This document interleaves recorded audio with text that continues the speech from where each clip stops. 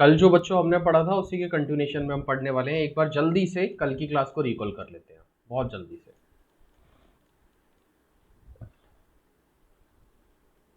तो हमने कल देखा था कि मेटल कार्बोनेट और हाइड्रोजन कार्बोनेट जो है उनसे मेटल कैसे रिएक्ट करते हैं। तो हमने बच्चों रिएक्शन में देखा था कि जो मेटल कार्बोनेट्स हैं मेरे, या मेटल हाइड्रोजन कार्बोनेट हैं, वो क्या करेंगे, वो रिएक्ट करेंगे एसिड से, और एसिड से रिएक्ट करने के साथ वो कार्बन डाइऑक्साइड गैस रिलीज करते हैं। एग्जाम्पल हमने देखा था सोडियम कार्बोनेट का Na2CO3, इसकी हमने रिएक्शन कराई HCl से। तो ये जो सोडियम है बच्चों, इसने क्लोरीन से रिएक्शन किया और NaCl बनाया, जिसको कॉमन सॉल्ट बोलते हैं। कार्बन डाइऑक्साइड की तरह रिलीज हो जाएगी, और हाइड्रोजन की वजह से बच्चों ये वाटर बनेगा। ये कल हमने देखा था, कल हमने डिटेल में पढ़ा था, ठीक है। तो उसी चीज़ को हम रिकॉल कर रहे हैं जो हमने कल पढ़ा था। फिर दूसरा है सोडियम हाइड्रोजन कार्बोनेट NaHCO3। अगर ये HCl से रिएक्ट करता है तो क्या होगा बच्चों, ये जो सोडियम वाला पार्ट है ये क्लोरीन से रिएक्शन करके NaCl बना देगा। हाइड्रोजन की वजह से ये वाटर बना देगा, और ये जो कार्बन है ये कार्बन डाइऑक्साइड की फॉर्म में रिलीज हो जाएगी। ये एरो गैस को दिखाता है, आप इसको ऐसे भी लिख सकते हो CO2 और ब्रैकेट में गैस लिख सकते हो। ये वाली रिएक्शन बैलेंस्ड है, ये रिएक्शन बैलेंस्ड नहीं है। इस रिएक्शन को बैलेंस करना है तो आप यहाँ पे 2 और 2 लिख सकते हो, तो ये ऊपर वाली रिएक्शन भी बैलेंस हो जाएगी, हमने देखा था। फिर उसके बाद देखा हमने हाउ सॉल्ट, जो एसिड और base react with each other. तो हमने देखा था एसिड और बेस कैसे रिएक्ट करते हैं बच्चों। एसिड और बेस रिएक्ट करते हैं तो क्या बनाते हैं शालू?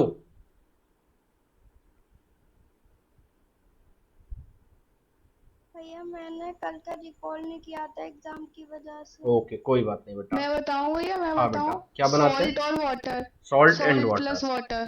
ठीक है, सॉल्ट और वाटर बनाते हैं। शालू कब तक है अभी एग्जाम? कल लास्ट है भैया। कल लास्ट है, तो कल लास्ट होने के बाद ना इसको पढ़ लेना। शुभी बेटा, मैंने वो क्लास जो थी कल आपने अटेंड नहीं की थी तो मैंने अपलोड कर दी थी, देखी बेटा आपने? हाँ भैया। ठीक, तो समझ आ गया बेटा कल का, जो आपका मिस तो नहीं हुआ ना कुछ भी? नहीं नहीं भैया। ठीक, चलो उसी के आगे हम चल रहे हैं। फिर reaction of metallic oxides with acid. तो मेटालिक ऑक्साइड्स जो होते हैं, जैसे मेटल के ऑक्साइड हैं, इसने एसिड से रिएक्ट किया तो देखो ये सॉल्ट और वाटर बन रहा है। तो कल वाली चीज को हम थोड़ा सा बताते हैं। इस मेटल ऑक्साइड को थोड़ी देर के लिए मन में सोचो बेस, और एसिड को एसिड ही सोचो। तो बेस और एसिड मिलकर ही तो बच्चों सॉल्ट बनाते हैं। तो यहां से मुझे पता चलता है कि ये जो मेटल का ऑक्साइड है ना बच्चों, ये बेसिक होता है। यहां से मुझे क्या पता चलता है कि ये एसिड से रिएक्ट करके क्योंकि सॉल्ट बना रहा है, तो इसका मतलब ये है कि ये जो मेटल के ऑक्साइड की नेचर है, इसकी नेचर कैसी है बच्चों? बेसिक। कैसी नेचर है इसकी? बेसिक। और कल हमने आपको एक बात और बताई थी, नॉन मेटल के ऑक्साइड्स जो होते हैं, नॉन मेटल ऑक्साइड्स जो होते हैं वो एसिडिक होते हैं। वो कैसे होते हैं? एसिडिक। आप इस स्टेटमेंट को याद रखना, आपसे उसमें आ जाएगा ये MCQ में क्वेश्चन, ऐसे के ऐसे पूछ लेगा कि बताओ बच्चों मेटल ऑक्साइड्स की नेचर क्या होती है। उसमें लिखा होगा एसिडिक, बेसिक, न्यूट्रल या नन, ऐसे करके पूछ लेगा। तो आपको बताना है मेटल का ऑक्साइड बेसिक होता है और नॉन मेटल का ऑक्साइड एसिडिक होता है। चलो आगे बढ़ते हैं बच्चों। तो ये यहाँ पे लिखा हुआ है, देखो मेटेलिक ऑक्साइड क्या होते हैं हमारे? बेसिक होते हैं, और नॉन मेटेलिक ऑक्साइड बच्चों मेरा एसिडिक होता है। Reaction of non metallic oxide with base. तो नॉन मेटेलिक ऑक्साइड क्या होते हैं बच्चों आपके? एसिडिक होते हैं। कैसे होते हैं ये? एसिडिक। अब फिर हमने देखा था what do all acid and all base have in common. तो इस रिएक्शन को हमने पहले, इस टॉपिक को समझने के लिए हमने एक छोटा सा एक्सपेरिमेंट किया था, और हमने देखा कि ये दोनों चोबे एक दूसरे से दूर रखे हुए हैं, लेकिन अगर मैं इसमें डाइल्यूट एसिड डाल दूंगा, तो ये इलेक्ट्रिसिटी के फ्लो को अलाउ कर देते हैं और ये बल्ब ग्लो हो जाता है। देखो यहाँ पे येलो कलर दिखा रहे हैं ना, यानी कि बल्ब ग्लो हो गया। इसका मतलब ये है कि इसमें क्या होता है, अब आप एक चीज ये समझो बच्चों, इलेक्ट्रिसिटी का जो फ्लो होता है, इलेक्ट्रिसिटी के फ्लो के लिए इलेक्ट्रॉन्स की जरूरत होती है। इलेक्ट्रॉन्स क्या होते हैं, मेरे कंडक्टर में होते हैं। जिस कंडक्टर में इलेक्ट्रॉन्स फ्री होते हैं उसको कंडक्टर बोलते हैं, और जिसमें फ्री नहीं होते उन्हें इंसुलेटर बोलते हैं। सॉल्यूशन में जब हम इस चीज को देखते हैं तो सॉल्यूशन में भी इलेक्ट्रिसिटी पास हो सकती है, लेकिन वहां पे इलेक्ट्रॉन रोल प्ले नहीं करते। वहां पे कौन रोल प्ले करता है बच्चों, आयंस। वहां पे कौन रोल प्ले करता है, आयंस। इसका मतलब ये है डाइल्यूट HCl का मतलब हम क्या समझेंगे, वाटर है, और इस वाटर में मैंने क्या किया, थोड़ा सा HCl डाल दिया। तो जैसे ही मैं इसमें HCl डालूंगा बच्चों, वाटर में आने पर क्या होगा, ये जो HCl है ये अपने आयंस में टूट जाएगा, H प्लस और Cl माइनस। ये अच्छा, ये वाले साइन को मैंने अभी छोड़ो, ये जो साइन बना रहा हूं अभी आप इसी साइन पे सिंपल फोकस करो। HCl किस में टूट जाएगा, अपने कॉन्स्टिट्यूएंट आयंस में, H आयन और Cl आयन। मैंने जब आपको चैप्टर शुरू किया था तो वहां पे बताया था बच्चों, एसिड जो होते हैं सारे एसिड में क्या कॉमन था मेरा, कौन सा आयन ये रख रहे थे अपने पास, H प्लस आयन। तो ये जो H प्लस आयन और Cl माइनस आयन है ना बच्चों, इसी की वजह से ये इलेक्ट्रिसिटी का फ्लो करा रहे हैं। तो ये भले ही एक दूसरे से जुड़े हुए नहीं है, लेकिन इस सॉल्यूशन में जो आयंस हैं वो आयंस मेरी इलेक्ट्रिसिटी के फ्लो में मदद कर रहे हैं, और इसी वजह से मेरा ये बल्ब ग्लो कर रहा है। ये भी हमने कल देख लिया था। फिर उसके बाद देखते हैं जैसे ग्लूकोज है, तो ग्लूकोज और एल्कोहल बच्चों किसी में टूटेगा नहीं, C6H12O6। अगर मैं देखूं कि ये मुझे H आयन देगा टूट के, तो ये नहीं देता, ये नहीं देता। ऐसे ही बच्चों एल्कोहल है, जैसे मान लो एथिल एल्कोहल C2H5OH, क्या ये मुझे H आयन देगा, तो मैं देखूंगा कि ये भी ऐसे नहीं देता। तो अगर बीकर में मैं ये चीज भरूं ना बच्चों, ग्लूकोज भरूं या एल्कोहल भरूं, तो बल्ब ग्लो नहीं करेगा, बल्ब ग्लो नहीं करेगा। यहां से मैंने क्या सीखा कि एसिड में बच्चों H प्लस आयन होता है, और पॉजिटिव आयन को हम कैटायन बोलते हैं, मैंने कल बताया था आपको। और जितने भी ये हैं देखो मेरे एसिड, HCl में H प्लस Cl माइनस देगा, HNO3 H plus NO3 minus देगा, H2SO4 में H प्लस और SO4 माइनस माइनस देगा, CH3COOH H प्लस और CH3COO माइनस देगा। हमने जब चैप्टर स्टार्ट किया था परसों, तब हमने ये वाली चीजें डिटेल में देखी थी। Since the cation present in acid is H plus, this suggests acid produce hydrogen ion।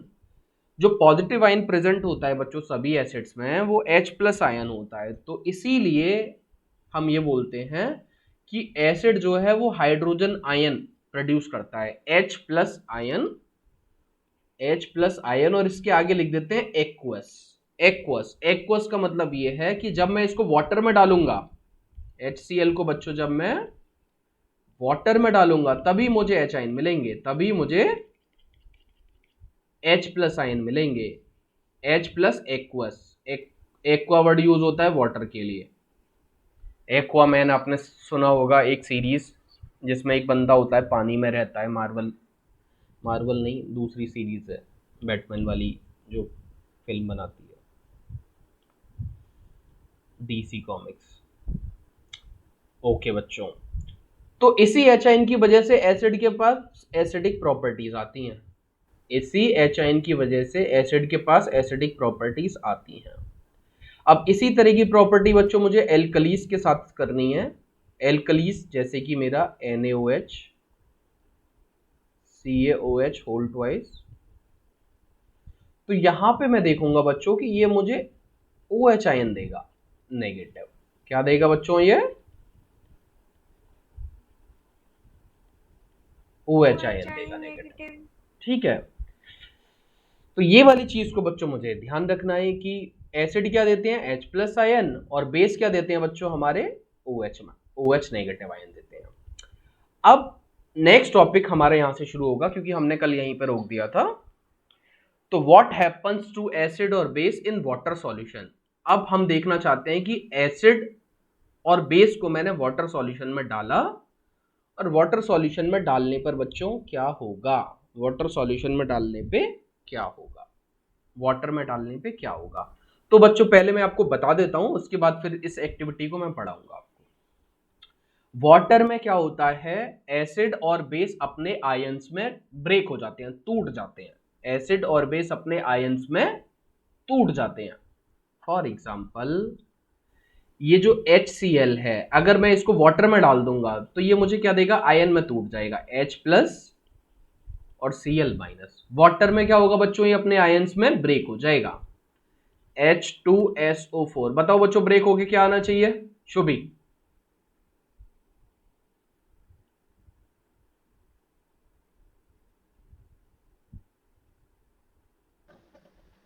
HSO4 plus नहीं, H पूरा ही टूट जाएगा बच्चों।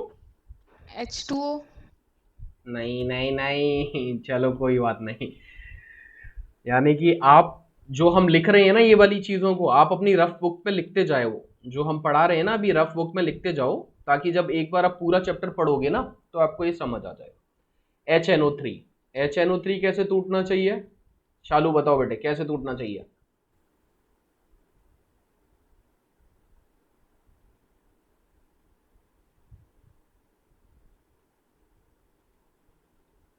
यानी कि आप लोग अभी एसिड बेस को अच्छे से नहीं कर पा रहे हो। चलो शालू का भी मुझे समझ आ रहा है, उसके टेस्ट चल रहे हैं, लेकिन कोई बात नहीं बेटा, इसका जब हम टेस्ट लेंगे ना तो आप पूरा पढ़ लोगे। अभी मुझे लग रहा है आप ना थोड़े चिल मोड में आ गए हो, चिल मोड। चिल मोड में नहीं आना है 10th क्लास में। चलो कोई बात नहीं बेटा। तो ये क्या हुआ, ये जो वाटर में क्या होगा, ये वाली चीज होगी कि ये मेरे आयंस में टूट जाएंगे, एसिड अपने आयंस में टूट गया। इसी तरह से बच्चों जो मेरा बेस है, बेस भी अपने आयंस में टूट जाएगा। जैसे कि NaOH है, ये क्या होगा, अपने आयंस में टूट जाएगा, Na प्लस और OH माइनस। ठीक है, देख लेते हैं अब इसको। यहां पे लिखा हुआ है do acid produce ion only in aqueous solution, let us test this. इस चीज को हम टेस्ट करना चाहते हैं कि क्या एसिड सिर्फ एक्वस यानी वाटर में ही अपने आयन प्रोड्यूस करता है। देखते हैं। टेक 1 ग्राम सॉलिड NaCl, यानी जो नमक है ना बच्चों वो लेना है, in clean and dry test tube and set up the apparatus as shown in figure. एकदम सूखा नमक लेना है बच्चों आपको। Now add some concentrated sulphuric acid to test tube. अब उस नमक में, जो टेस्ट ट्यूब में मैंने नमक लिया है, उसमें थोड़ा सा सल्फ्यूरिक एसिड मुझे डाल देना है, थोड़ा सा सल्फ्यूरिक एसिड डाल देना है। What do you observe? Is there a gas coming out of the delivery tube? क्या आप कोई गैस को देख रहे हो बच्चों? Test the gas dissolved successively with dry and blue litmus paper। और इसको ब्लू पेपर से ना आप इस गैस को टेस्ट करो। तो in which case does the litmus paper change color? किस केस में लिटमस पेपर चेंज कर रहा है कलर को, ये हम देखेंगे। On the basis of above activity what do you infer about the acidic character of dry HCl gas और HCl सॉल्यूशन। तो इसमें कुछ क्वेश्चन पूछे गए हैं, देखते हैं। अब यहाँ पे टीचर के लिए नोट लिखा हुआ है, in the climate, if the climate is very humid you will have to pass the gas produce through a guard tube, drying tube containing calcium chloride to dry the gas. ये सारी चीज को अभी छोड़ो, नीचे आते हैं सीधे। This experiment suggest that hydrogen ion in HCl are produced in the presence of water. The separation of H ion from HCl molecule cannot occur in the absence of water। सारी बातों का सार ये निकल के आता है बच्चों कि अगर HCl है, आपने इसमें वाटर डाला, इसमें क्या डाला बच्चों, वाटर, तो ये अपने आयंस में ब्रेक होगा। अगर आपने इसको वाटर नहीं डाला, अगर आपने इसमें वाटर नहीं डाला तो ये अपने आयंस में ब्रेक बच्चों नहीं होगा। ये बात समझ आई या नहीं आई? अब ये जो H आयन बना ना बच्चों, इसको हम बोलते हैं हाइड्रोजन आयन। क्या बोलते हैं इसे? Hydrogen ion. अब ये इसी फॉर्म में नहीं रहता हाइड्रोजन आयन, ये क्या करता है, वाटर के साथ रिएक्ट करके अपनी फॉर्म को चेंज करता रहता है। मतलब देखो यहाँ पे फिर से मैं 2 एरो बना रहा हूं, लेकिन आप अभी मत समझो इस चीज को, आप 11th क्लास में समझोगे। H आयन वाटर से जुड़ के H3O प्लस बनाता है, इसको हम बोलते हैं हाइड्रोनियम आयन। क्या बोलते हैं बच्चों इसे? Hydronium ion. Hydronium ion. ये दोनों एरो का मतलब ये है कि ये इससे जुड़ के हाइड्रोनियम आयन बनाएगा, फिर हाइड्रोनियम आयन फिर से क्या करेगा बच्चों, यही H2O प्लस H आयन बना देगा। मतलब इन दोनों के बीच में ना ये इसको बना रहा होगा और फिर फाइनली ये इसको बना रहा होगा। तो ये वाला जो एरो है ना, इस एरो के बारे में बच्चों आप बाद में पढ़ोगे, मैं अभी हटा दे रहा हूं थोड़ी देर के लिए इसे। लेकिन आपको इतना समझ में आना चाहिए 11th क्लास के लिए कि ये इसको बना रहा होगा और फिर ये टूट के ये बना रहा होगा। मतलब हाइड्रोजन आयन और हाइड्रोनियम आयन अपना एक इक्विलिब्रियम बना के रखेंगे, ये इसे इसमें बनाएगा और भैया ये इसे बनाएगा। कॉम्बिनेशन से तो हाइड्रोनियम आयन बन जाएगा और डिकम्पोजिशन से ये हाइड्रोजन प्लस वाटर। बिल्कुल बेटा, और ये रिएक्शन ना चलती रहेगी, ये इसको बना रहे होंगे, इसको बना रहे होंगे, लेकिन एक बात तय है कि मेरे पास ये प्लस आयन एक, मतलब 1 पॉजिटिव आयन अवेलेबल रहेगा बच्चों। ठीक है, तो ये कब होगा, जब मैं वाटर ऐड करूंगा, यानी कि जो मेरा एसिड है, एसिड को मैं डाइल्यूट कर दूं। एसिड को क्या कर दूं बच्चों, डाइल्यूट। जैसे ही डाइल्यूट करूंगा तो ये अपने आयंस में ब्रेक हो जाएगा। जो हम बोल रहे हैं ना, जो हम बोल रहे हैं बच्चों, आप एक काम और करते जाओ, कुछ कुछ वर्ड्स ना आप एक रफ कॉपी लेके बैठो, उसमें कुछ कुछ वर्ड्स लिखते जाओ, ताकि जब आप इस बुक को पढ़ोगे ना, तब आप उन वर्ड्स को देख के बुक पढ़ोगे तो आपको ज्यादा समझ आएगा। और फिर क्या करेंगे, जब ये चैप्टर खत्म हो जाएगा आपका, एक बार हम टेस्ट ले लेंगे, उसके बाद जब हम रिवीजन कराएंगे ना, तो ये बहुत शॉर्ट नोट्स में आपको देंगे हम, क्योंकि पूरी बुक तो हम पढ़ेंगे नहीं ना एग्जाम के टाइम पे, पूरी बुक पढ़ेंगे तो हमारा रिवाइज भी नहीं हो पाएगा। तो उसके लिए बच्चों हम कुछ कुछ शॉर्ट नोट्स भी देंगे आपको, लेकिन हम चाहते हैं कि शॉर्ट नोट्स पे आप फोकस करने की जगह आप बुक पे फोकस करो पहले। बुक से जब आपको बहुत अच्छे से समझ में आ जाएगा, तब ही सॉफ्ट शॉर्ट नोट्स पे जाना है। जैसा कि मैंने आपको बताया कि हमें बुक 4 से 5 बार पढ़नी है, हर चैप्टर को 4 to 5 टाइम्स पढ़ना है। तो ये बात बच्चों हमें समझ आई कि ये एक्सपेरिमेंट हमें बताता है कि हाइड्रोजन आयन इन HCl, जो हाइड्रोजन आयन है वो प्रोड्यूस होंगे इन दी प्रेजेंस ऑफ वाटर, यानी कि जब HCl को आप डाइल्यूट करोगे, separation of hydrogen ion from HCl molecule can not occur in the absence of water. यानी कि अगर आपने वाटर नहीं डाला तो ये ब्रेक नहीं होगा, ये ब्रेक बच्चों इसमें नहीं होगा। लेकिन अगर आपने इसमें क्या कर दिया, वाटर डाल दिया, क्या कर दिया बच्चों, इसमें आपने वाटर ऐड कर दिया, तो ये क्या होगा, अपने आयंस में ब्रेक हो जाएगा। ठीक है, चलो बच्चों आगे बढ़ते हैं। इतनी बात समझ आई आपको या नहीं आई, पूछ लेते हैं। बताओ बेटा शुभी, अगर मैं HCl या कोई भी एसिड है, HCl और दूसरे एसिड पे भी ये वाली कहानी उतनी ही एप्लीकेबल है, मैंने उसमें वाटर डाल दिया, तो क्या वो अपने आयंस में ब्रेक हो जाएगा? हाँ। आयन कौन सा देगा ब्रेक होने के बाद? वो H+। H+ आयन किस आयन में और कन्वर्ट हो सकता है वाटर से ऐड होके? हाइड्रोब्रोमाइड। हाइड्रोनियम, ब्रोमीन तो है ही नहीं हाइड्रोनियम ब्रोमाइड। अरे बेटा ब्रोमीन मत बोलो ब्रोमीन होता है Br। आज तो आप हंसी दिलवा रहे हो मुझे लग रहा है कि मुझे ना केमिस्ट्री आपको फिर से शुरू से पढ़ानी पड़ेगी, रिवीजन कराना पड़ेगा, कोई बात नहीं। चलो, हाइड्रोनियम आयन, क्या नाम है बच्चों उस आयन का? Hydronium ion. ठीक है, हाइड्रोनियम आयन। तो क्या होगा, ये जो आयन है ये H आयन और वाटर से जुड़ जाएगा तो हाइड्रोनियम आयन। फिर ये रिएक्शन ऐसे भी हो जाएगी, हाइड्रोनियम आयन किस में ब्रेक हो जाएगा, H आयन और H2O में। ये आप दूसरी वाली रिएक्शन पे फोकस मत करो अभी। तो हाइड्रोजन आयन क्या है, it can not exist alone but they exist after combining with water molecule. तो ये वाटर मॉलिक्यूल से कंबाइन होगा और वाटर मॉलिक्यूल से कंबाइन होके ये बना देगा मेरा हाइड्रोनियम आयन। या तो मैं हाइड्रोनियम आयन लिख दूं, या फिर इसको एक तरह से और लिख सकते हैं H+ और उसके आगे लिख दो एक्वस। ये इसका मतलब है कि हम हाइड्रोनियम आयन को ही लिख रहे हैं। H प्लस एक्वस का मतलब ये है कि इस हाइड्रोजन आयन में वाटर एसोसिएटेड है। हाइड्रोजन आयन में बच्चों क्या एसोसिएटेड है, क्या अटैच है, वाटर, यानी कि हाइड्रोनियम आयन है। ठीक है बच्चों, आगे बढ़ते हैं। Now we have seen that acid gives H ion aqueous या H3O plus ion in water. अब हम देखेंगे कि अगर मैं बेस को वाटर में डिसॉल्व कर रहा हूं तो बेस क्या देगा। तो ये सब बच्चों आप जानते हो क्या देगा। NaOH को वाटर में डिसॉल्व करूंगा तो ये क्या देगा, Na प्लस आयन और OH माइनस आयन। क्या देगा बच्चों, Na प्लस और OH माइनस। पहली बारी हमने आपको बताया था बेस क्या देने की टेंडेंसी रखते हैं, OH आयन, और एसिड क्या देने की टेंडेंसी रखते हैं बच्चों, H plus H ion. Plus ion. ये बात आपको बहुत अच्छे से फीड हो जानी चाहिए। अब KOH है, वाटर मिलाया, K plus OH minus, MgOH whole twice, Mg plus 2 और 2OH माइनस। तो बेसिस कौन सा आयन जनरेट करते हैं, हाइड्रोक्साइड आयन।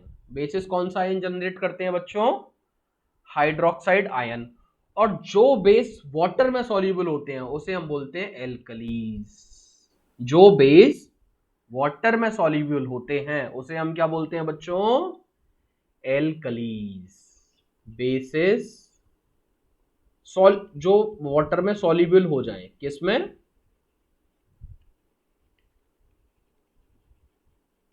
इनको हम क्या बोलते हैं बच्चों, एल्कलीज। वो बेसिस जो वाटर में सॉल्युबल हो उसे हम बोलते हैं एल्कलीज। देखो सारी चीजें ना वाटर में सॉल्युबल नहीं होती है। मैं आपको एक एग्जांपल देता हूं, हालांकि एसिड बेस से ये रिलेटेड नहीं है एग्जांपल, लेकिन आपको समझाने के लिए। सारी चीजें वाटर में सॉल्युबल नहीं होती हैं। वाटर एक अच्छा सॉल्वेंट है, लेकिन सारी चीजों को अपने में घोल नहीं सकता।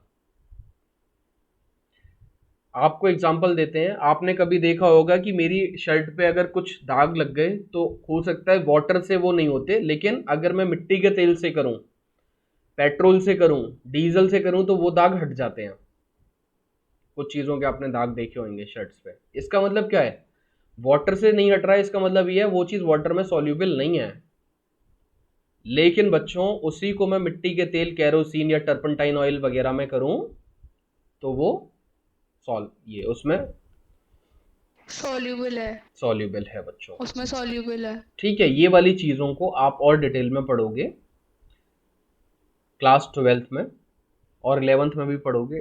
11th में फिजिकल, 11th में आपकी केमिस्ट्री 3 पार्ट में बढ़ जाएगी, फिजिकल, इनऑर्गेनिक, ऑर्गेनिक। तो फिजिकल वाली केमिस्ट्री जो पढ़ोगे आप, फिजिकल केमिस्ट्री, उसमें आप इसका क्वांटिटेटिव एनालिसिस करोगे कि कितना सॉल्यूट, कितना सॉल्वेंट, कितना सॉल्यूशन। इस सबको आप फिजिक्स वाला या मैथ वाले टर्म में पढ़ोगे इन सारी चीजों। चलो बच्चों आगे देखते हैं। तो यहाँ पे यही चीज लिखी हुई है, all basis do not dissolve in water. आप समझ सकते हो जब सारी चीजें वाटर में नहीं डिसॉल्व होती तो सारे बेसिस भी वाटर में डिसॉल्व नहीं होते होंगे। An alkali is a base that dissolve in water. अगर कोई बेस वाटर में डिसॉल्व हो जाता है तो उसे एल्कलीज बोलते हैं। दे आर सोपी टू टच। अगर उनको टच करेंगे तो मुझे ऐसा चिकनाहट वाली फील आएगी, जैसे सोप को करते हैं ना बच्चों। बिटर इन टेस्ट, बिटर थोड़ा सा अगर आप जीभ पे रखोगे तो आपको ना एक कसैला सा स्वाद आएगा, बिटर स्वाद आएगा, ठीक है। और कोरोसिव है, कोरोसिव के बारे में आप पढ़ चुके हो। नेवर टेस्ट और टच देम। ना तो हमें उन्हें डायरेक्ट टेस्ट करना चाहिए, ना ही टच करना चाहिए, बिकॉज ये हार्मफुल हो सकते हैं। एसिड और बेस दोनों का मेरे को ध्यान रखना है, वो हार्मफुल हो सकते हैं। मैंने आपको बताया है कि लैब में भी आपको खुद से 10th क्लास में एक्सपेरिमेंट करने की परमिशन नहीं होगी बच्चों। तो आपके लिए शायद अटेंडेंट होगा, अटेंडेंट आपको हेल्प करा देगा। नाउ चलो आगे बढ़ते हैं।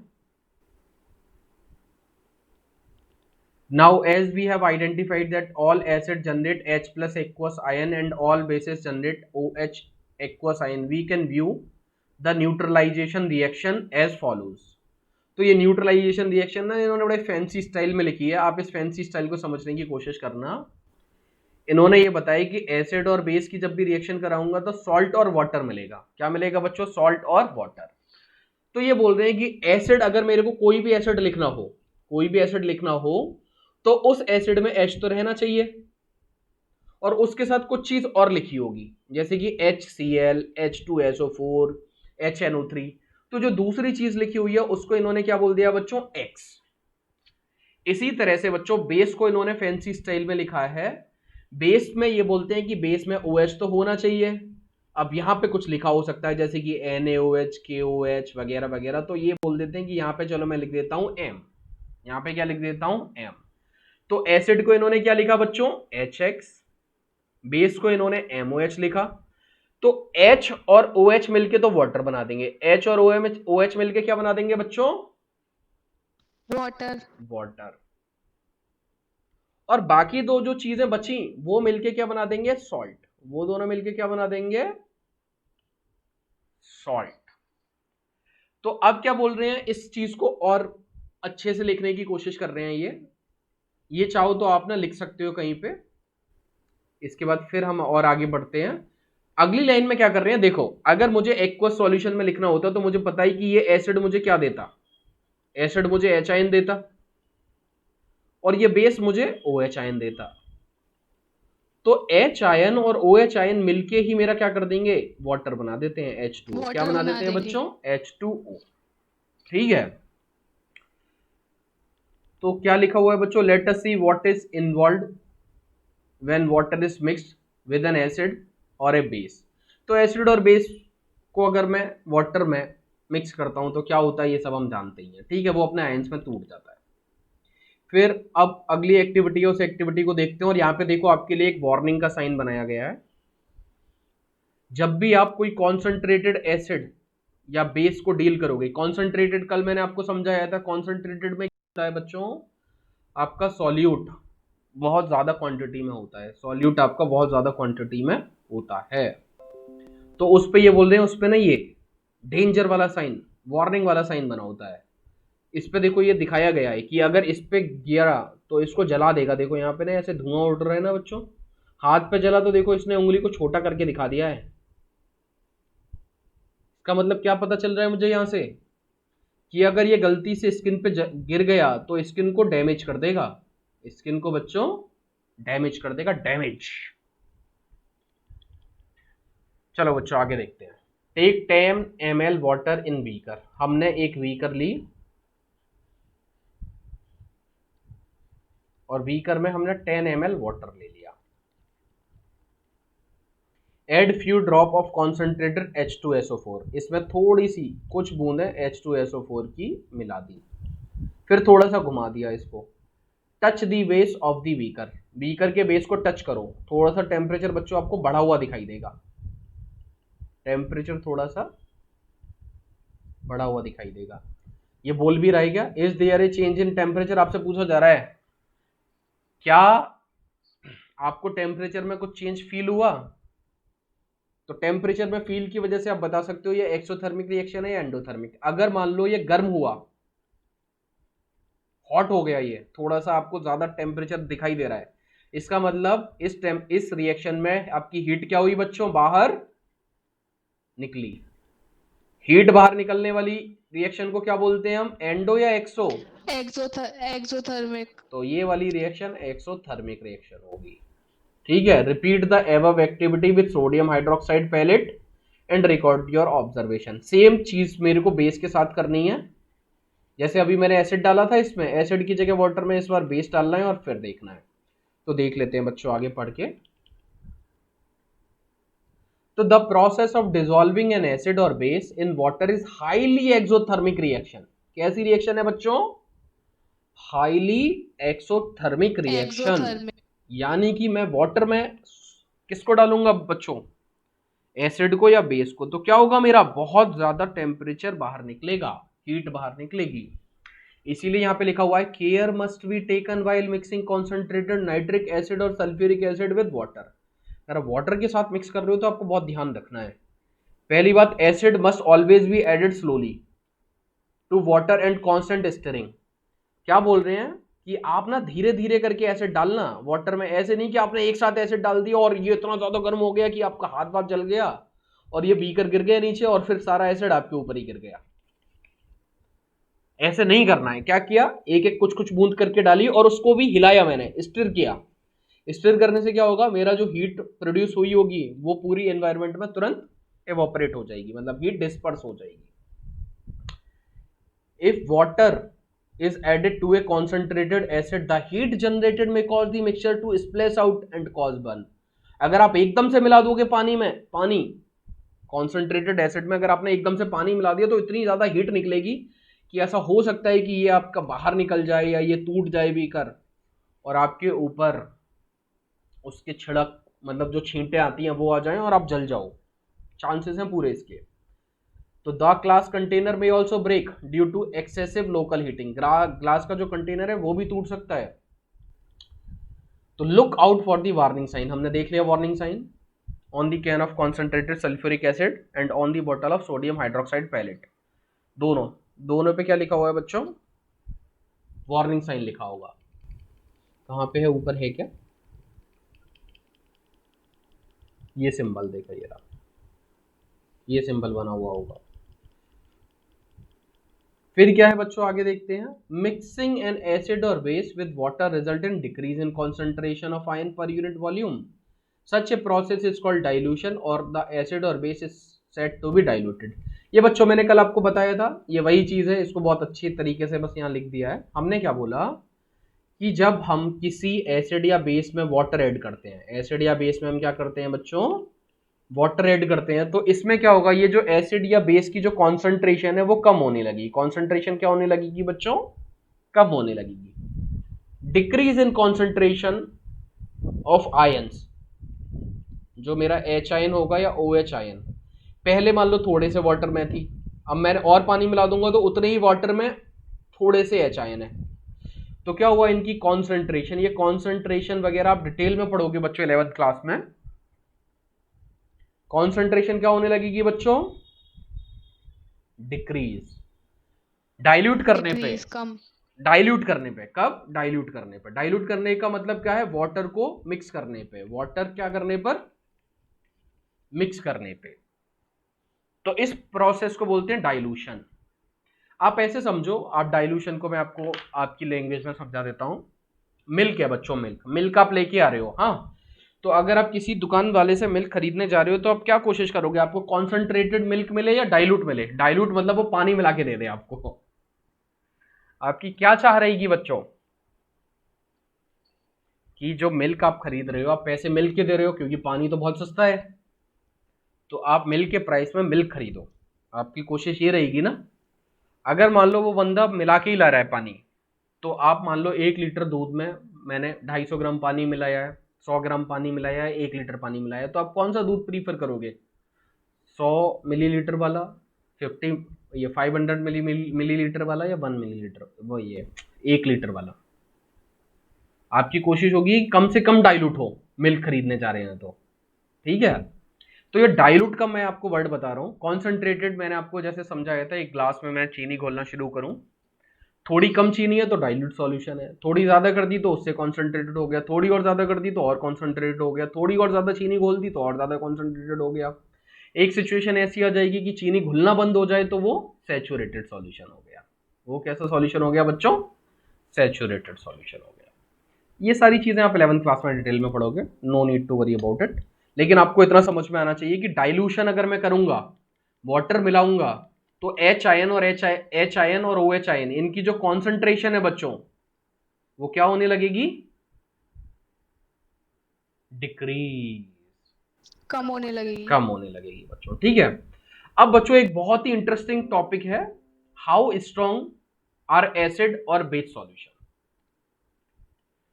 और यहां से ये वाली चीज जो पढ़ोगे बच्चों, आपकी अभी लाइफ टाइम तक एसिड और बेस में आपके साथ रहने वाली है। ये जो कॉन्सेप्ट मैं अभी पढ़ाने वाला हूं, इसको पीएच स्केल बोलते हैं नापने के लिए।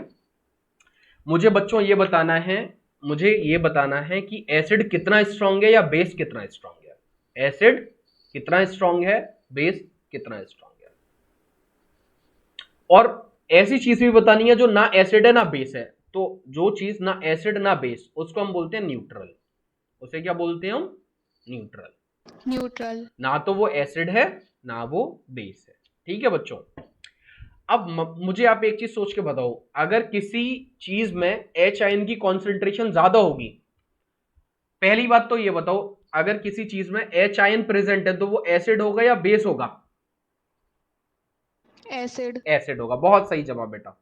और अगर ओ एच आयन प्रेजेंट होंगे तो क्या होगा वो? बेस। यानी कि अगर कोई चीज मुझे एच आयन देती है तो वो एसिडिक होगी, एसिड होगी, और कोई चीज अगर मुझे ओ एच आयन देती है तो वो बेस होगा। इतनी हमें क्लियर है। अब मुझे एक चीज बताओ, मुझे बताना है स्ट्रॉन्ग। तो स्ट्रॉन्ग में किसे कहूंगा? जो ज्यादा एच आयन दे वो, या जो कम एच आयन दे वो? जो ज्यादा दे। जो ज्यादा एच आयन दे। ठीक है बच्चों, जो आपको ज्यादा एच आयन दे वो बच्चों आपका क्या होता है? एसिडिक, ज्यादा एसिडिक, एसिड। Strong acid. और जो कम एच आयन देगा वो वीक एसिड होगा। वो क्या होगा बच्चों? Weak acid. Weak acid. ठीक है, जो ज्यादा ओ एच आयन दे वो क्या होगा? Strong base. Very good. और जो कम ओ एच आयन दे वो? Weak base. ठीक है, बेस। तो बच्चों आपने एक, जैसे मैंने पढ़ा है कि मुझे अगर बताना है कि पॉजिटिव नंबर नेगेटिव नंबर, तो जीरो एक नंबर होता है ना, जीरो से प्लस में जाएंगे तो पॉजिटिव नंबर, जीरो से नेगेटिव में जाएंगे तो माइनस नंबर। इसी तरह से पीएच स्केल जो होता है वो 0 से 14 तक होता है। कहां से कहां तक होता है? 0 से 14 तक। 14 तक। 7 जो है वो न्यूट्रल है। पीएच वैल्यू अगर किसी की 7 है तो इसका मतलब क्या है? वो न्यूट्रल है। अगर 7 से नीचे आई वैल्यू, पीएच वैल्यू 7 से नीचे आई तो वो एसिडिक है। तो एसिडिक है वो। पीएच वैल्यू 7 से कम हो तो वो क्या है बच्चों? एसिडिक। और पीएच वैल्यू 7 से ज्यादा है, एसिडिक। पीएच वैल्यू 7 से ज्यादा है तो वो होगा बेसिक। ठीक है, अगर किसी की वैल्यू 7 है तो वो न्यूट्रल है, अगर किसी की वैल्यू 6 है तो मैं बताऊंगा ये एसिडिक है। पहला मेरा आंसर क्या होगा? एसिडिक है। अगर किसी जो मेरे को चीज दे रखी है और उसकी पीएच वैल्यू दे रखी है मेरे को 2, तो इसका मतलब मुझे पता चलेगा ये एसिडिक और बहुत ज्यादा एसिडिक है। मतलब 7 से दूर हट गए ना बच्चों। एसिडिक है। 7 से जितना दूर जाओगे आप किसी भी तरफ, या इधर या इधर, 7 से इधर जाओगे तो एसिडिक, 7 से इधर जाओगे तो बेसिक। जितना दूर उतना ज्यादा स्ट्रॉन्ग, जितना दूर उतना ज्यादा स्ट्रॉन्ग। यानी कि पीएच वैल्यू 14 को अगर देखूं तो बहुत बेसिक सॉल्यूशन होगा, बहुत ही बेसिक। और पीएच वैल्यू 1 की तरफ जाऊंगा तो बहुत ही ज्यादा क्या होगा बच्चों मेरा?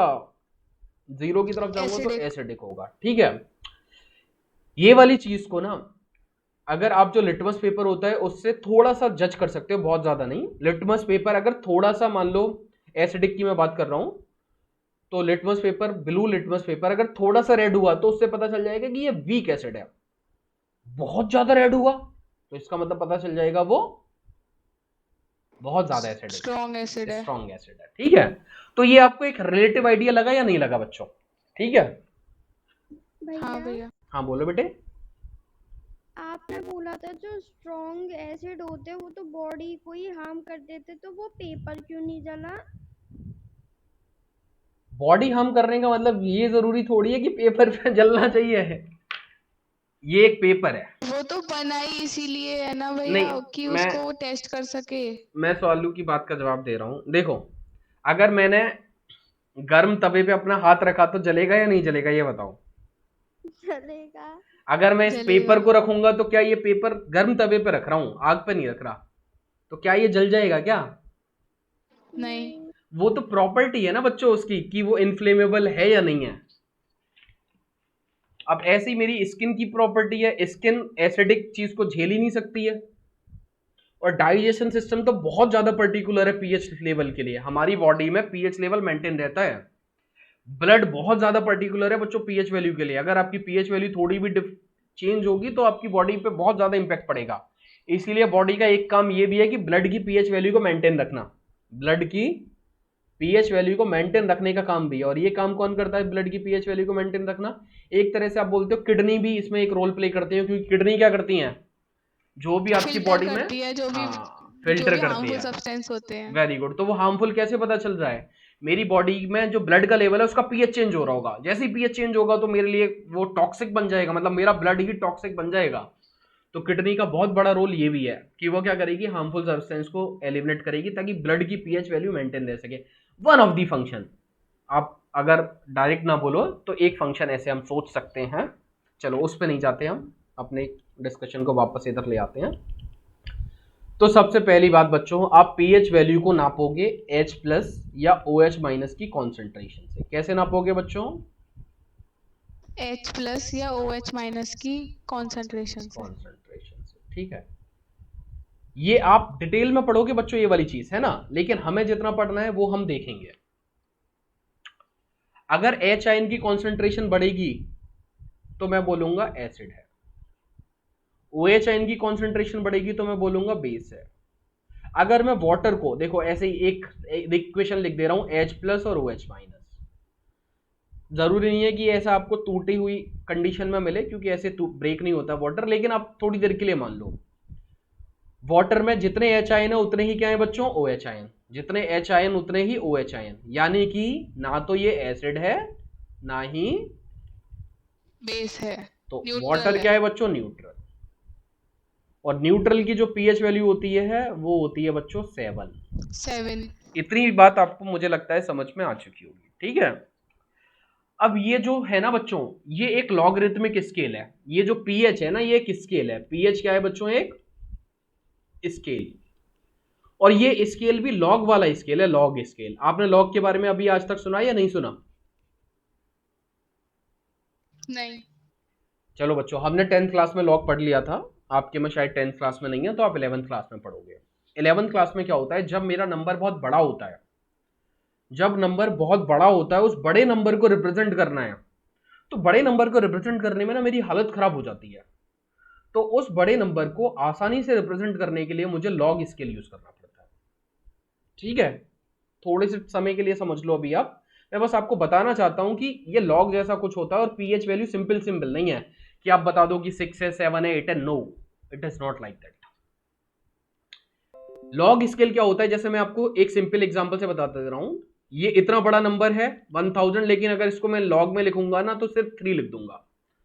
अगर ये होता तो इसको सिर्फ 4 लिखता, ये देखो ये होता तो इसको 5 लिखता, ये होता तो इसको 6 लिखता, ये होता तो इसको 7 लिखता, ये होता तो इसको 8 लिखता। आप देख रहे हो ये नंबर कितना ज्यादा बढ़ चुका है, लेकिन लॉग में कितनी आसानी से लिख दे रहा हूं इसको छोटे छोटे नंबर की मदद से, ठीक है।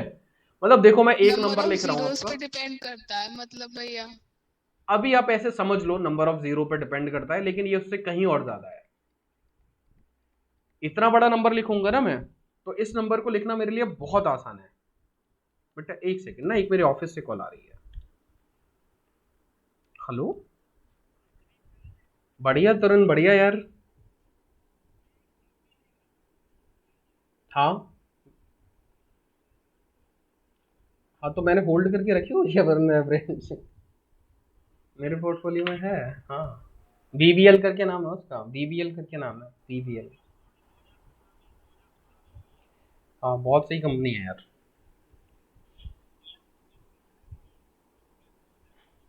बिल्कुल यार, और मैंने ना बहुत सही प्राइस पे ली हुई थी तरुण, मैंने 50 शेयर लिए हुए थे इसके। मैंने ले रखा था 1000 के प्राइस पे लिया हुआ था, तो 2:1 का स्प्लिट मिला मुझे, तो वो 50, हाँ 50 शेयर 75 हो गए। और उसके बाद जो प्राइस है ना अभी 750 या 740 के आसपास चलता है। अच्छी कंपनी है यार ये, मतलब मोनोपोली वाला बिजनेस है, एवरग्रीन है। जितनी भी जो कोल्ड ड्रिंक्स है ना, हाँ कोल्ड ड्रिंक वाला जो बिजनेस है ना, वही चीज़ है ये, ठीक है। सही बता रहे हो तुम। आईपीओ हाँ कल वही लगा दिया था, कल जो तुमसे लिया था ना उसके बाद लगा दिया था। देखते हैं क्या होता है। 2:1 अभी 4-5 महीने पहले ही हुआ है, ज़्यादा समय नहीं हुआ। 4-5 महीने पहले ही हुआ है तरुण, ज़्यादा समय नहीं हुआ।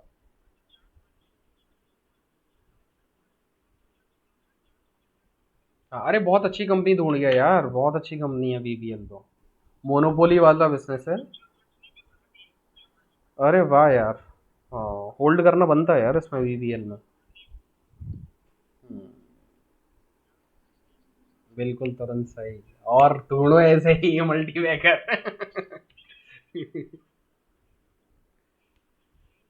अरे हाँ मेरे को दे रही है यार, ये अभी मेरे पास 12,000 का प्रॉफिट हो रहा है इसमें 50,000 रुपए पे।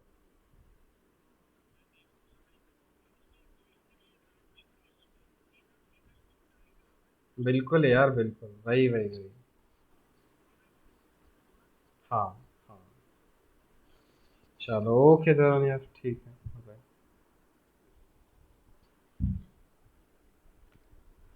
चलो सॉरी बेटा, कॉल था एक,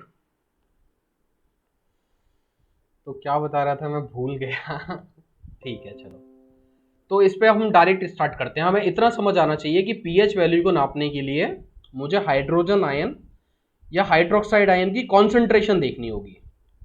ज्यादा कॉन्सेंट्रेशन मतलब ज्यादा एसिडिक मतलब ज्यादा स्ट्रॉन्ग एसिड या ज्यादा स्ट्रॉन्ग बेस।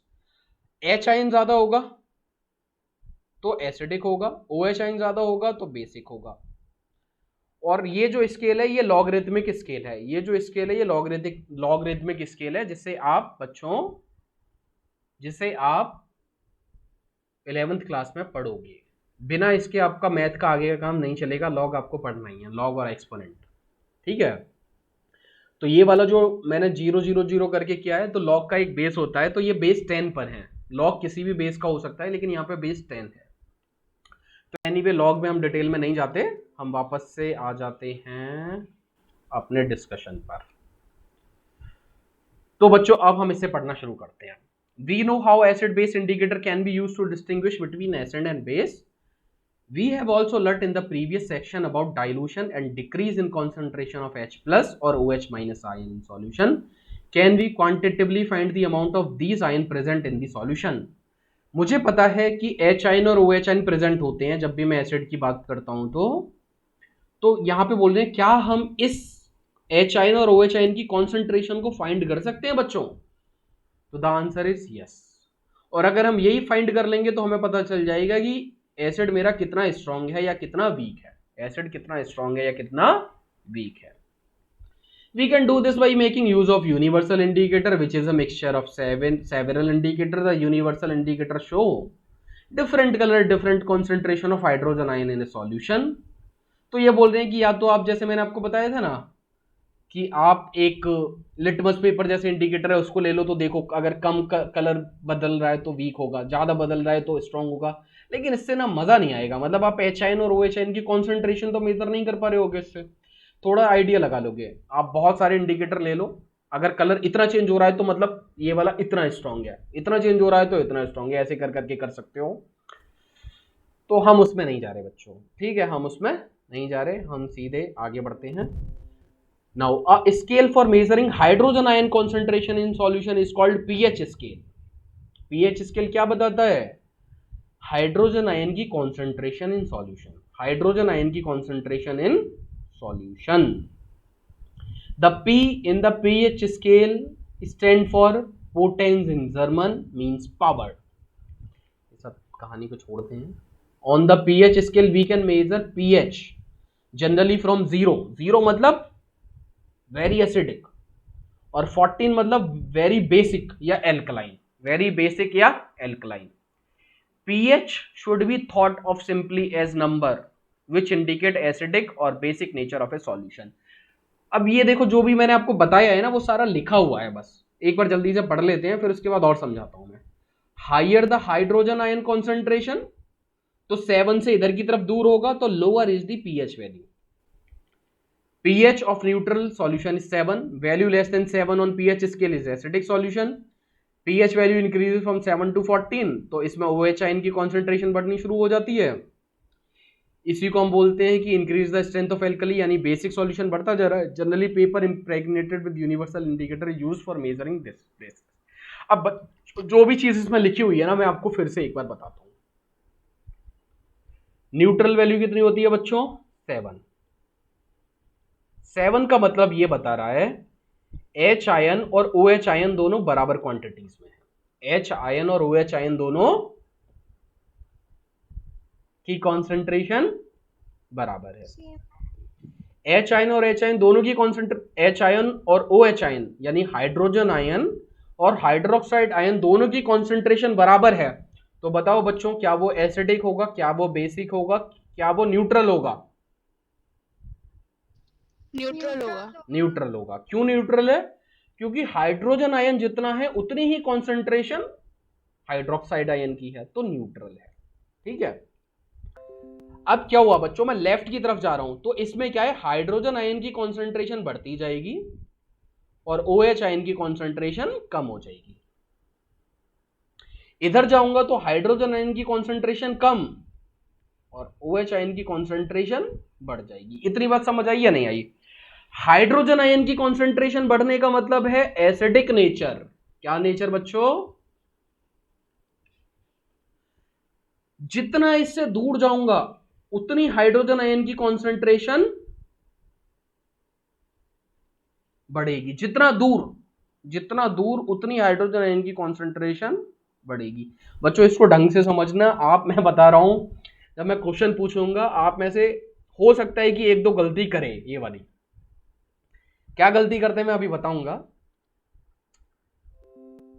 तो बच्चों अगर मैं आपको एक सॉल्यूशन दूं और उसकी बेसिक वैल्यू मतलब पीएच वैल्यू मैं लिख रहा हूं, यहां पे पीएच वैल्यू लिख रहा हूं 0, 3, 5, 7, 10 लिख देता हूं यहां पे, 6, 4, 8।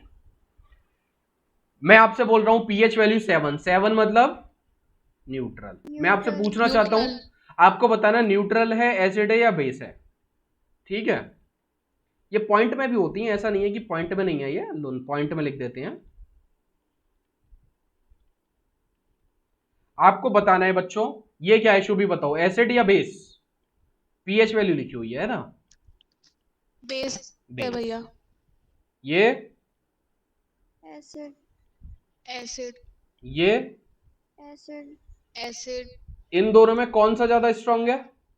5, 3, 5, 3 ज्यादा स्ट्रांग है। आपको नंबर नहीं सोचना, आपको देखना है 7 से कितना दूर है। नंबर नहीं सोचना, 7 से कितना दूर है। ठीक है। तो 7 से 3 ज्यादा दूर है। ये बताओ बच्चों क्या है? एसिड। एसिड। अब इन तीनों में बताओ 5, 3 और 6 में सबसे ज्यादा एसिडिक कौन है 3, और सबसे वीक? सबसे वीक 6। ये एसिड। एसिड। इन दोनों में कौन ज्यादा एसिडिक है? 4। इन दोनों में क्या? ये क्या है बच्चों? बेस। बेस। ये न्यूट्रल। न्यूट्रल। ये बच्चों एसिडिक। एसिडिक। 4 और 2.3 में कौन ज्यादा एसिडिक है? 2.3। 2.3। ठीक है। 9.3 क्या है बच्चों? Base. Base. 6.5 acid. Acid. 7.3 base. Base. Base. ठीक है ना। हमारा जो ब्लड होता है, ब्लड का पीएच लेवल 7.4 के करीब होता है, 7.3 7.4। तो बताओ ब्लड की नेचर कैसी है, एसिडिक या बेसिक? बेस। बेसिक। बेसिक। अब बेसिक के लिए ना हम बेसिक नहीं लिखेंगे, हम जो वर्ड है ना उसी को लिखेंगे, एल्कलाइन। ठीक है, एल्कलाइन। ठीक है बच्चों, आप बेसिक के लिए अब कौन सा वर्ड सोचोगे? एल्कलाइन। ठीक है। आपको ध्यान रखना है एल्कलाइन का मतलब वही है जो बेसिक का है। अब देखो बच्चों मैंने यहां पे क्या लिखा था, इस चीज पे जरूर ध्यान रखना। ये क्या लिखा है मैंने यहां पे? पीएच। वैल्यू। पीएच क्या लिखा है बच्चों?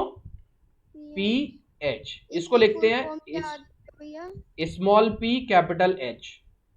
स्मॉल फुल फॉर्म कुछ नहीं है बच्चों, पोटेंट्स। पी मतलब पोटेंट्स और एच मतलब हाइड्रोजन आयन की कॉन्सेंट्रेशन देख रहे हैं कि हाइड्रोजन आयन कितना पावरफुल है, ये देख रहे हैं। ठीक है। तो देखो पावरफुल के लिए नंबर छोटा आ रहा है हाइड्रोजन का। इस चीज से ना लोगों को कंफ्यूजन होने लगता है और वो एग्जाम में कर देंगे कि पीएच वैल्यू 1 और पीएच वैल्यू 5 दे रखा होगा और स्ट्रॉन्ग में मार के आ जाएंगे 5 और बोलेंगे मैंने तो सही किया और लास्ट में आके देखेंगे गलत। ठीक है बच्चों, ये गलती नहीं करनी है। और कंफ्यूजन कब होगा, मैं पहले देख लेता हूं, अगर आपके सिलेबस में वो है तभी बताऊंगा, और अगर नहीं होगा ना तो उस कंफ्यूजन को भी रहने देंगे, क्योंकि वो आप 11th क्लास में पढ़ोगे और तब तक आप इतना समझ जाओगे पीएच वैल्यू को। देखो वो चीज नहीं है आपके में, ठीक है, लेकिन फिर भी मैं सोच रहा हूं कि आपको बता देता हूं, है नहीं, बस सुनने के लिए समझ लो, है ना।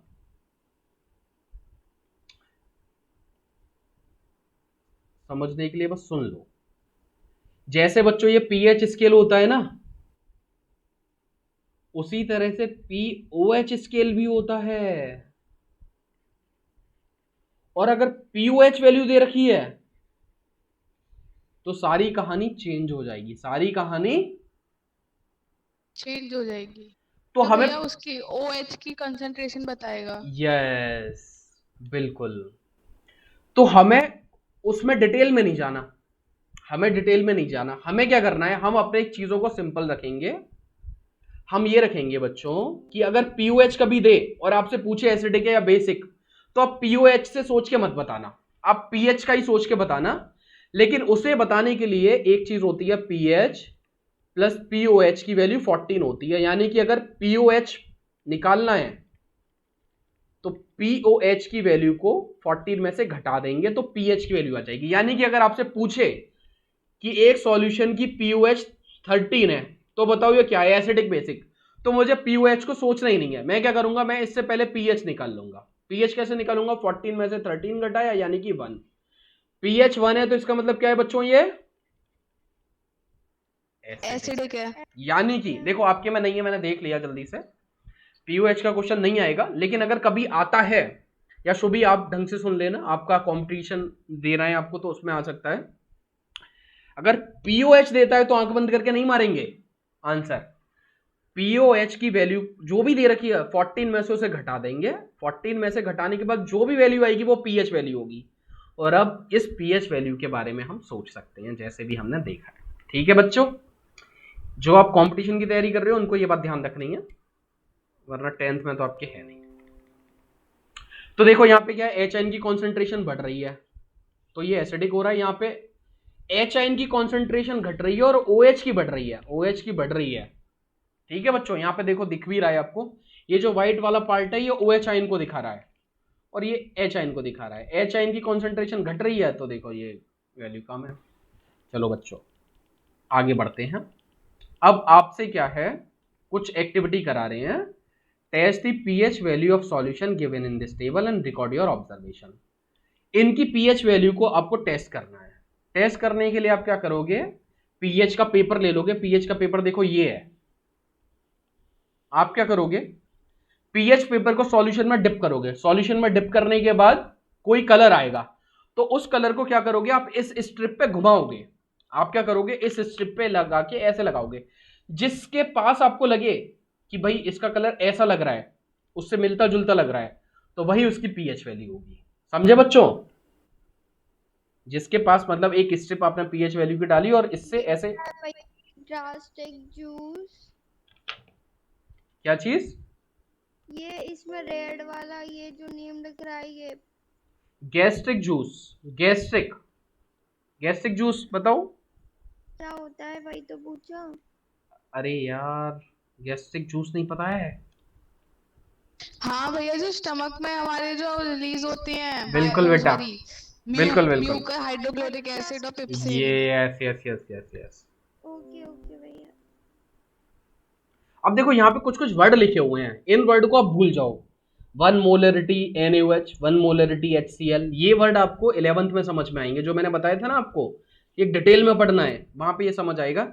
लेकिन लैब में आपको ये सॉल्यूशन मिल जाएगा। लैब में आप बोलोगे ना 1 मोलरिटी का NaOH सॉल्यूशन दे दो, तो वो एक सॉल्यूशन देगा, उससे 1 मोलरिटी का सॉल्यूशन आप बना सकते हो, या HCl दे दो तो वो दे देगा, आप बना लोगे। तो इन सबको आप पीएच में डालो और डालने से आपको पता चल जाएगा। अगर इस वाले कलर में आ रहा है तो न्यूट्रल है, इधर आ रहा है तो एसिडिक है, इधर आ रहा है तो बेसिक है। ठीक है बच्चों, तो ये एक्टिविटी है, इसमें तो हम कुछ कर नहीं सकते। प्योर ब्लड का देखो यहाँ पे कितना लिखा हुआ है पीएच वैल्यू, 7 मैं पॉइंट 7 फोर वाले ब्लॉक में है। 7.4 यहाँ नीचे 7.4 लिखी हुई है 7.4। तो ये कैसा है बच्चों? एल्कलाइन। कैसा सॉल्यूशन होगा? Blood alkaline. ठीक है। एल्कलाइन। लेमन जूस का देखो कितना है। फिर सोडियम हाइड्रोक्साइड, ये तो स्ट्रॉन्ग बेस है। स्ट्रॉन्ग बेस का तो लेमन आप जानते हो कितना होगा। एसिडिक होता है, मतलब स्ट्रॉन्ग एसिड होता है 2.2। नहीं, स्ट्रॉन्ग एसिड ये होगा HCl, H2SO4। 2.2 लिख रहा है भैया। बेटा पूरी बात तो सुनो। ये HCl, H2SO4, HNO3 इनका करोगे ना तो जीरो के पास आएगा इनका। किसके पास आएगा? जीरो के पास। ये वाला इससे थोड़ा सा कम स्ट्रॉन्ग है। लेमन जूस इससे कम स्ट्रॉन्ग है। इसी तरह भैया से जब लेमन ये इतना एसिड होता है तो लोग खाते क्यों हैं इसको? टेस्ट के लिए। और एसिड मुझे के टेस्ट इफेक्ट को, आया था। एसिड के इफेक्ट को कम कर देता है ना बाद में। स्टमक से बाहर जब खाना जाएगा तो मीडियम को क्या होता है? बाइल जूस क्या कर देता है? मीडियम को अल्कलाइन एल्कलाइन बना देता है। ठीक है। तो जितना भी लेमन जूस खाओगे उसके इफेक्ट को तो उसको खत्म करना ही है। ठीक है। चलो बेटा, फिर क्या है? द स्ट्रेंथ ऑफ, अब जल्दी से इसको खत्म कर लेते हैं। The strength of acid and base depend on the number of H ion and OH ion produced. If we take hydrochloric acid and acetic acid of same concentration, say 1 molar, ये concentration को नापने की unit है। 1 molar, 1 molarity पढ़ोगे, normality पढ़ोगे, आप 2-3 चीजें पढ़ोगे। Then these produce different amount of hydrogen ion. Obviously hydrochloric acid ज्यादा H आयन देगा। हाइड्रोक्लोरिक एसिड पूरी तरह से टूटता है तो H आयन ज्यादा देगा। वहीं पे एसिटिक एसिड जो है बच्चों ये कम H आयन देगा। ये देगा लेकिन कम देगा। तो ये कम स्ट्रांग होगा। तो इसकी पीएच वैल्यू देखूंगा तो 7 से कम होगी, और अगर इसकी देखूंगा तो ज्यादा दूर होगी, 7 से ज्यादा दूर होगी, लेकिन होंगी 7 से कम। तो that give rise more H ions are said to be strong acid. The acid which give less H ion concentration are called as weak acid. Can we now say what weak and strong basis are? Obviously जो ज्यादा ज्यादा OH ion concentration देगा वो strong base होगा, जो कम देगा वो weak होगा। अब importance of pH in everyday life, इसको हम कल देखते हैं। What is the pH of soil? Digestive system की pH. PH change H cause of tooth decay, देखो दांत टूटने शुरू हो जाएंगे। Self defence by animal and plant through chemical warfare, chemical से कैसे लड़ते हैं ये। फिर यहाँ पे क्या है बच्चों? सम नेचुरली अकरिंग एसिड, जो हमें नेचर में मिलते हैं भैया एसिड। बोलो बेटे। जो बेस होता है वो डेली लाइफ में कहाँ पे यूज होता है? बताते हैं। बेकिंग सोडा बेस है, कपड़ा धोने का साबुन, सोप में भी है, सोप में। हाँ, कास्टिक सोडा, ये सारी जो चीज़ें हैं ये बेस हैं। ठीक है, बहुत जगह यूज होता है बेटा। कि भैया आगे बढ़ते हैं अभी पहले। फिर मोर अबाउट सॉल्ट, अब सॉल्ट के बारे में पढ़ेंगे। फिर इसके बाद फिर पीएच ऑफ सॉल्ट की पीएच देखेंगे। जैसे हमने देखा था ना बच्चों, मेटल का सॉल्ट, देखो गांधी जी को यहाँ दिखाया गया है। मेटालिक सॉल्ट एल्कलाइन होते हैं, नॉन मेटालिक सॉल्ट एसिडिक होते हैं। तो पीएच वैल्यू ऑफ सॉल्ट भी देखेंगे। फिर उसके बाद क्या क्या है एक बार जल्दी से देख लेते हैं। कॉमन सॉल्ट के बारे में आपसे पूछा जाता है कि what is the formula of common salt, objective में NaCl। फिर ब्लीचिंग पाउडर के बारे में पढ़ना है। ठीक है, ये ब्लीचिंग पाउडर हम देखेंगे। ब्लीचिंग पाउडर के बाद फिर बेकिंग सोडा। ब्लीच पाउडर वो जो ड्रेस पे पड़ जाता है, कलर जो चेंज हो जाता है, वही ना भैया? वही बेटा। बेकिंग सोडा पढ़ेंगे, वॉशिंग सोडा पढ़ेंगे, ये सारे वही हैं जो सालू पूछ रही है। फिर क्या है? Are the crystal of salt really dry, तो जो सॉल्ट के क्रिस्टल होते हैं क्या वो ड्राई ही होते हैं क्या, या फिर वेट भी होते हैं? तो वो हम देखेंगे कि उसमें कैसे वाटर आएगा, सॉल्ट में कैसे वाटर एसोसिएटेड होगा, जिसमें POP देखेंगे हम, प्लास्टर ऑफ पेरिस, इसका फॉर्मूला आपको देखना है। जिप्सम देखोगे आप। और इस तरह से बच्चों ये वाला चैप्टर आपका खत्म हो जाएगा। यानी कि अभी जो चैप्टर में बचा है वो क्या बचा है आपका? चैप्टर में बचा हुआ है मेनली दो टॉपिक्स, जिसमें एक है salt, pH value in everyday's life. तो पीएच वैल्यू जो आपके आसपास की लाइफ में जो आपको दिखाई देते हैं वो। फिर उसके बाद सॉल्ट, एंड सॉल्ट का भी फिर अगर सॉल्ट में वाटर एसोसिएटेड है तो वो वाटर वाला पार्ट भी। तो ये वाला चैप्टर, हम ये वाली चीज़ें करने के बाद हमारा चैप्टर खत्म हो जाएगा। तो मुझे लगता है कि अगर, क्योंकि बच्चों ये वाला टॉपिक ऐसा है जिससे ना आपके क्वेश्चंस रहेंगे, अब ऊपर वाला भी था, इससे भी रहेंगे। तो लगभग 3 क्लास में ये खत्म हो जाएगा ज़्यादा से ज़्यादा, लेकिन हम समझ समझ के ही करेंगे, हमें एकदम भगाना नहीं है, ठीक है। और जिस तरह से अभी आपने रिवाइज भी नहीं किया है, रिवाइज कर लेना, ठीक है बच्चों। हाँ भैया। चलो बेटा, हाँ ठीक है भैया, फिर। बस कल का टाइम दे दो, फिर दे पूरा दिया, कर लेंगे। दे दिया कल का टाइम, जाओ। ठीक है बेटा, चलो, ओके, बाय। बाय भैया।